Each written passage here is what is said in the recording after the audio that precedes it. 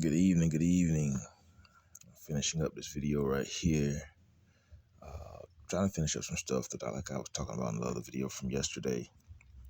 I said I had my shirts, so people know my business. I've had these shirts since 2018. I still got some brand new ones. So when I come, I have my shirts and everything on. My business cards. The only thing I didn't have set up was a website. I didn't have a website set up. I had somebody working on that who was trying to make sure I got my business up and running like I'm supposed to.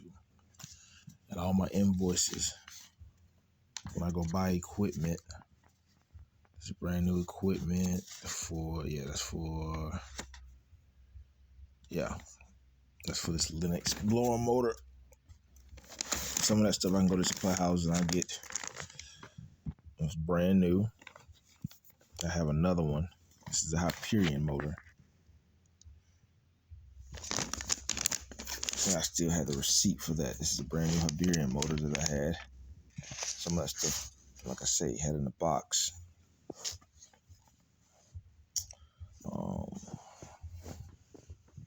When you go out there, you buy certain materials, equipment for a job. Like I said, I've used cash on all my jobs. So I go buy my materials. I have to go buy everything, even my duct work, all the duct work and everything I have made and designed. I go buy all that stuff cash. This is the one for this is Apex. The one for that's the one for Fuquay. The one for Apex I got to finish drawing up. But see, some of this material, this is a package unit. I'm not gonna go out there and buy that type of equipment yet. That's now the other ones I've already bought materials for and parts for.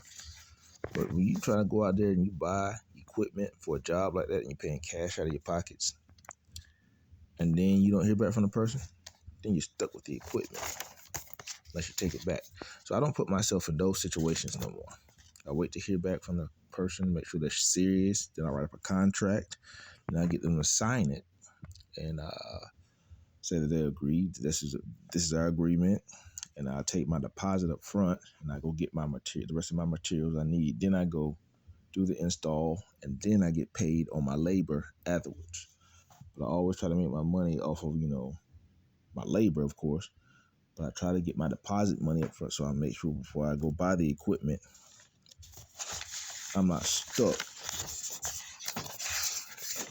with a bill. So I'm not stuck buying equipment and not hearing back from people. Because that's right there. Like I said, I had bought in the past, I had bought 3 or 4 pieces of equipment out of my pocket, cash. And then I didn't hear back from the people. So I ended up with 3 pieces of equipment that I was stuck on for like 2 or 3 years. I could have took it back to the store, but then I didn't want to look bad either. So I'm like, man, let me hold on to it. Maybe another job will come up. And then sometime down, like 2 or 3 years later down the road, I had to sell the equipment for a cheaper price, just to go ahead and get out, my storage. Oh boy. But like I say, man, this is the stuff that I be doing. Up early in the morning on this job right here. I think I quoted, that's the quote.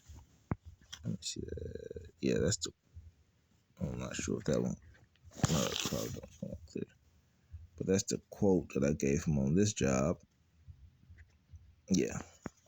I don't know if that camera zoomed in on that or not.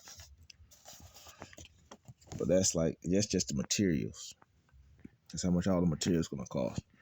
Then I go and I charge on my duct runs. I charge about $200 per run, depending on how long they are.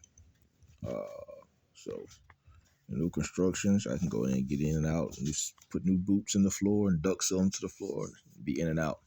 Set the equipment, get everything ready for rough-in inspection. Most of the time, those people that are building custom homes, they'll call me.